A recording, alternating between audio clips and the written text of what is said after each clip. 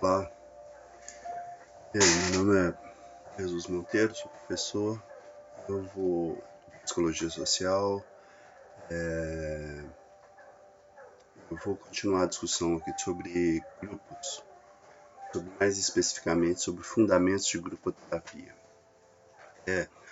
A discussão anterior que a gente teve foi mais uma introdução aos estudos da grupoterapia.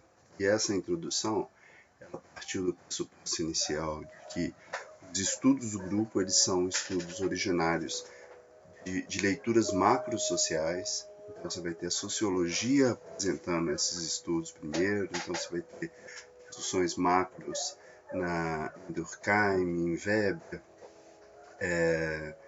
em Gustave Le Bon, em vários autores que estão reconhecendo esses conflitos de massa, esses conflitos coletivos.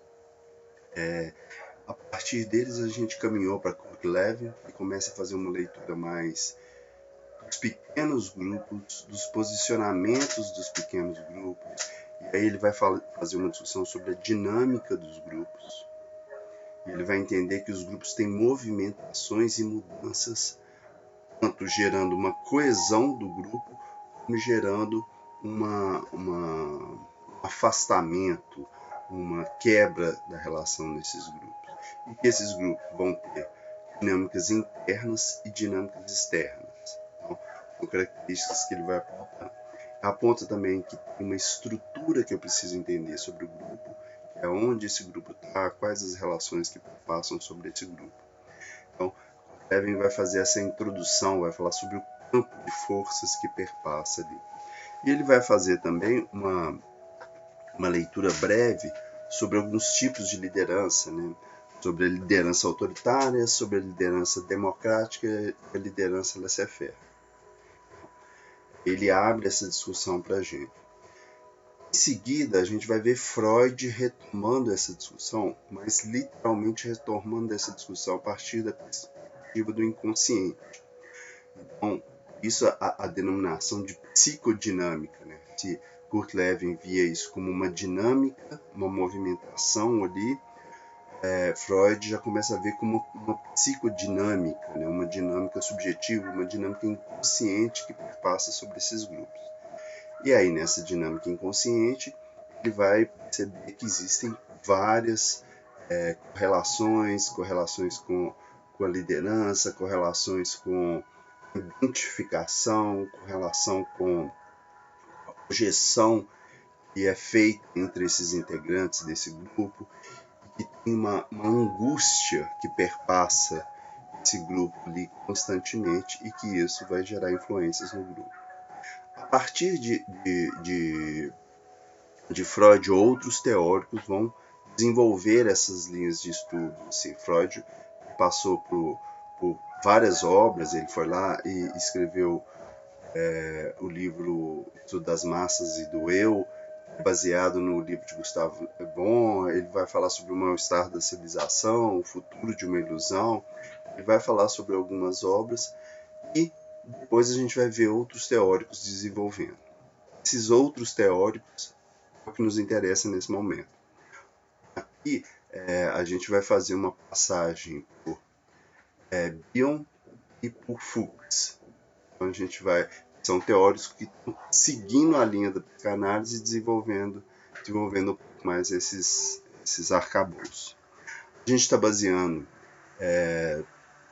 esses estudos e esses slides aqui no capítulo 5, 6 e 7 do Zimmermann. É uma história evolutiva das grupoterapias. O livro é o Fundamentos da Grupoterapia. E no livro Oficinas de Dinâmicas de Grupo, do Lúcia Afonso, que é um trabalho espetacular, que ela faz uma introdução sobre essa discussão de grupo que é muito pertinente para a gente, porque ela consegue organizar ali questões que são fundamentais para a gente discutir sobre grupo. Então, o primeiro teórico aí é Bion. Ele vai trazer da Segunda Guerra Mundial um aporte muito importante para discutir grupos. Ele foi responsável ele era um médico psiquiatra, foi responsável por um hospital que atendia muitos soldados. e esse atendimento ele começa a remodelar para pensar a construção dos grupos.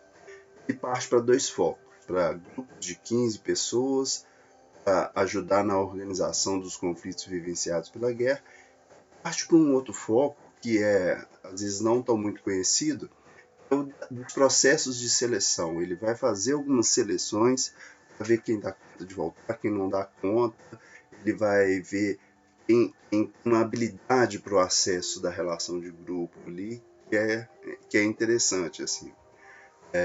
Ele vai fazer uma pesquisa muito grande e se torna uma referência.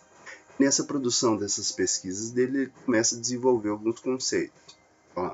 Psiquiatra e psicanalista, da Segunda Guerra Mundial, e vai começar a discutir, falar que existe uma mentalidade grupal e uma cultura grupal.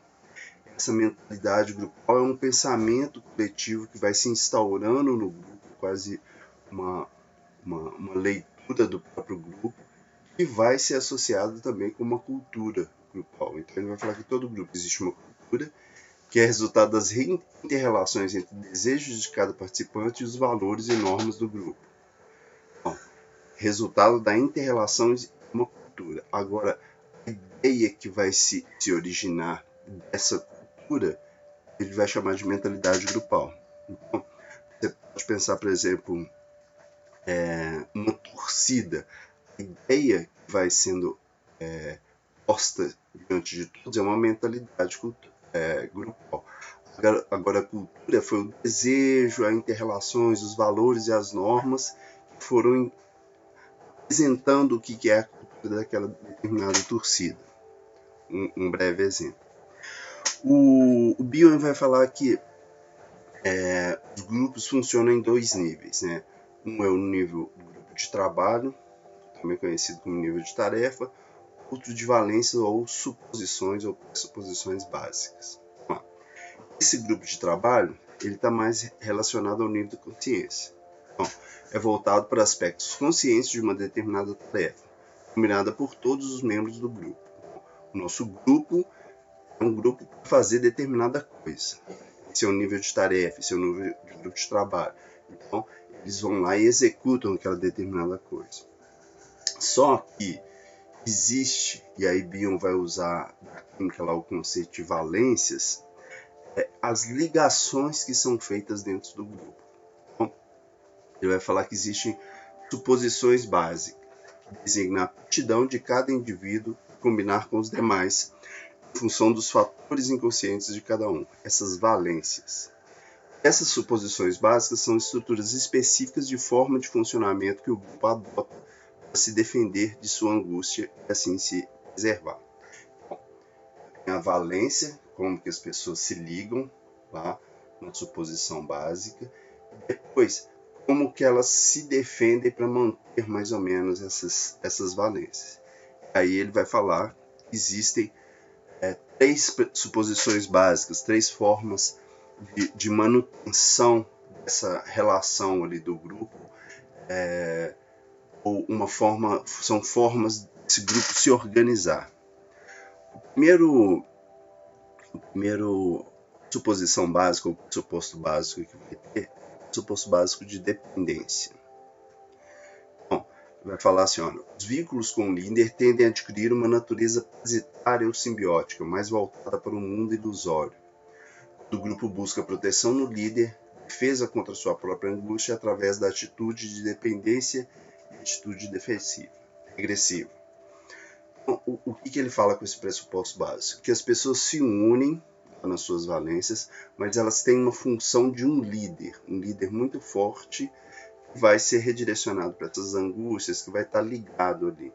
Então, o Bion vai dar como exemplo a religião. Você tem uma figura de um líder forte lá, que ajuda nessa ligação, né? Então a gente tem uma relação com o outro. Muito difícil, não existe uma lógica de uma religião que não tem uma liderança lá, que não tem um norte claro. Então tem uma dependência dessa liderança. Outro pressuposto básico de luta e fuga que Bion vai descrever, que nessa valência, nessa junção, alguns grupos se organizam numa relação de luta e fuga. Ele vai dar como exemplo disso o exército, ou o militarismo. Tanto o exemplo do exército, quanto da religião, também foram estudados por Freud. Mas o que ele vai falar? Olha, existem grupos que eles dependem de algo externo para se organizar. Então, eles dependem de algo para falar, olha, é contra aquilo que nós estamos vivenciando. Então, é um pressuposto que aquele outro é a referência que nos interfere ou que nos deixa numa condição peculiar ali. Falou de uma condição de que o inconsciente grupal está dominado por ansiedades paranoicas. Essa é outra característica, né? Eu preciso ter um inimigo externo. Então, tem uma ideia paranoide. E essa ideia paranoide, esse pressuposto básico de luta e fuga, ele é bem característico hoje na atualidade, né? Eu preciso ter um outro externo para ser o meu opositor. Então, eu acredito em determinado partido político, mas eu preciso do outro. Então, eu não vejo os problemas do meu, eu não avalio, mas a culpa é do outro. Então, eu sempre vou partir para a luta em função do outro, ou eu vou fugir em função do outro, né? Então, o grupo vai alternar essas movimentações de fuga em grupo em relação ao coordenador, em relação aos seus próprios problemas. Outro pressuposto básico é o suposto básico de acasalamento, né? Que existe uma organização, mais uma vez, existe uma relação do grupo ali, que ela é muito baseada numa culpa. Então eu me instauro naquilo ali, achando que aquilo ali vai resolver os problemas e não consigo me desvincular daquilo ali. O grupo não consegue realizar suas ações, mas se sente culpado. Assim posterga sua atividade através da esperança em algo ou alguém que virá resolver a dificuldade do grupo. Eu estou lá no relacionamento, por exemplo, no exemplo do casamento lá, não tá bom, não, mas eu tenho esperança que algo que vai resolver e eu não me separo por uma questão de culpa, porque eu tenho que fazer parte dessa organização grupal. Então você vai ver o conflito do sujeito aí.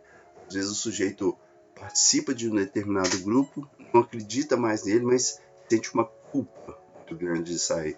Então, as pessoas ficam ligadas ali, mas não mais pelo objetivo, mas pela culpa em si. Então, o grupo nega seus conflitos e dificuldades internas, racionalizando sobre eles. Então vai ter essa relação aí. Bion vai falar também de outras duas características, que é o conhecimento que o grupo produz, que vai ser usado como knowledge, que vem da palavra conhecimento mesmo, e a possibilidade de tornar-se outra coisa. Então essas duas características são fortes no grupo. Eles desenvolvem um determinado conhecimento, mas tem uma possibilidade de tornar-se outra coisa. Isso é importante quando a gente observa para os grupos por causa disso. Assim, olha, o grupo ele produz um determinado conhecimento, mas só que o grupo, dentro de concepções de reflexão, de conscientização, ele pode se tornar outra coisa. Então, ele pode estar em um processo de evolução, de tornar-se a ser outra coisa. Fuchs é o teórico seguinte que vai desenvolver também com base em Kurt Lewin e com base na psicanálise uma grupo-análise. Ele vai trazer algumas características importantes aí para a gente, para essa discussão de grupo. Ele vai referendar em dois nortes. Primeiro, nas transferências, aí eu coloco até a imagem do espelho aí nessa relação com o outro, transferências que acontecem dentro do grupo, na comunicação que passa dentro do grupo. Então, o grupo vai trazer esses conceitos de uma forma mais elaborada. Então, psiquiatra e psicanalista alemão que vai desenvolver seus trabalhos da grupo-análise. Procurou articular a teoria do campo de Kurt Lewin com abordagem psicanalítica, né? Então ele vai fazer essa correlação mais direta. Ele vai falar que existe uma rede de elementos transferenciais. Então, o que é isso? Nós nos ligamos dentro do grupo, que essas formas de ligar dentro do grupo, esses vínculos, são extremamente importantes e precisam ser observados. Como assim? A psicanálise traz o conceito de transferência, que é, basicamente, a forma que o paciente e o terapeuta se ligam. Então, o paciente ele tem que acreditar no terapeuta, ele tem que ter uma relação de confiança no terapeuta para poder se ligar a ele e desenvolver o seu processo terapêutico lá. Então, eu vou na terapia, os primeiros encontros eu vou falar mais ou menos, eu não vou desenvolver muito, mas depois eu vou falando, não, isso aqui é um lugar seguro, isso é um lugar acolhedor, essa pessoa aqui é uma pessoa ética, que não vai expor meus problemas, então você vai criando uma transferência e vai desenvolvendo isso. O que ele vai falar aqui? Particularmente, existem 4 relações aí. Então, vamos considerar que esse aqui é o líder, né? Vou ter transferência dos demais para o líder, vou ter transferência entre os participantes do grupo, né? Entre cada participante para o líder, entre cada participante e o grupo inteiro. Então, o que essa guria aqui pensa sobre o grupo inteiro? E do grupo todo para alguém que está organizando o grupo. Então, a gente vai ter formas diferentes de lidar com essa transferência. Então, você chega na relação de grupo, você começa a perceber assim, como que as pessoas estão lidando, como que elas estão se ligando, o que é que tem ali, como que essas pessoas se ligam ao grupo e percebem o grupo como um todo, como que o grupo todo se liga a essa pessoa que tem essa função de liderança ou de organização. Então a gente vai ver numa rede de transferências, é óbvio que a gente vai depois percebendo para frente os resultados. Então, a grupo análise que Fuchs trabalha, o trabalho com o grupo visa tornar conscientes elementos que foram recalcados na rede e no processo grupal.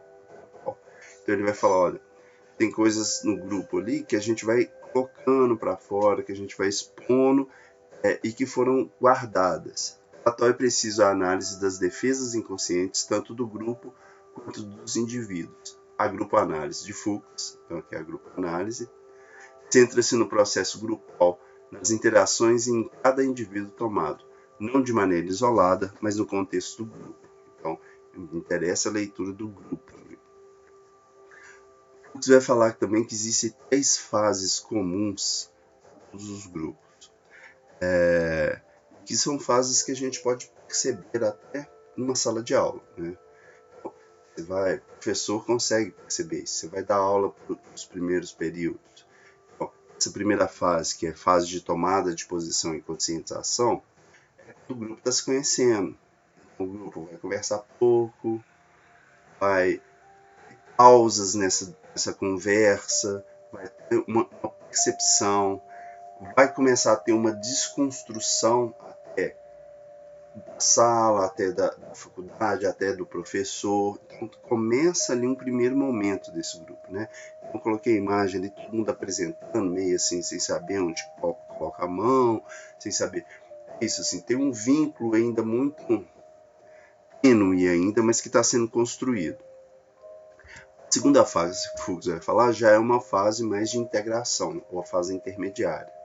Então, é a partir daquele momento que na sala de aula, então se junta e quer beber junto, e quer fazer tudo junto, que tem uma constituição de uma relação ali que vai sendo organizada e que as pessoas vão lidando mais facilmente. Então, o sentimento do grupo está mais posto, você vai ter uma comunicação mais clara. Se antes tinha um cuidado, um silêncio, agora a comunicação vai estar bem mais fluida. Já na terceira fase, segundo Fuchs, vai ter uma angústia em relação ao término do grupo. Então, o grupo, e aí a gente pega lá os alunos que estão formando, eles já começam a viver uma ansiedade da perda, como é que vai ser isso, como é que eu vou ficar sem ser aluno mais, sem ser estudante, nossa, será que eu vou arrumar emprego, nossa, e essa rede aqui que eu construí, como que vai ser? Então, você já começa a ver outros conflitos. E esses conflitos que estão inconscientes, eles vão se propagar. E aí, um dos conceitos que Fuchs trabalha é uma ressonância. que esses sentimentos eles se espalham no grupo e as pessoas começam também a viver uma inquietude. Assim. Então, é habitual também, no final de grupo, você ter uma quebra, uma briga, porque as pessoas não sabem como lidar muito bem com aquilo ali, então elas vão agir no campo mais racional, mais pueril para lidar com aquilo ali. Então, lá, as dificuldades de comunicação no grupo podem resultar das variações na matriz de comunicação grupal e das questões emocionais e inconscientes. Assim, as principais áreas de interpretação são os conteúdos de comunicação, o comportamento dos indivíduos e do grupo, as relações interpessoais e a rede de transferência. Então, se a gente fosse olhar o que é mais claro, Fuchs, ou o que são os temas centrais, ele vai falar que as relações de transferência e as relações de comunicação. Como que as comunicações acontecem dentro do grupo. Isso é extremamente importante para a gente entender, assim, porque a forma que ela instaura vai dizer também da forma, das possibilidades de articulação do grupo. Né? Então, isso serve para a gente fechar esses dois autores. Assim. Então, Bion e Fuchs vão desenvolver mais essa perspectiva da psicologia de grupo centrada em algumas questões que são fundamentais, como que os grupos podem se mecanismos para lidar com os conflitos, como que eles podem se organizar dentro da comunicação e como que eles podem se ligar. Ok? Então é isso. Muito obrigado. Até mais.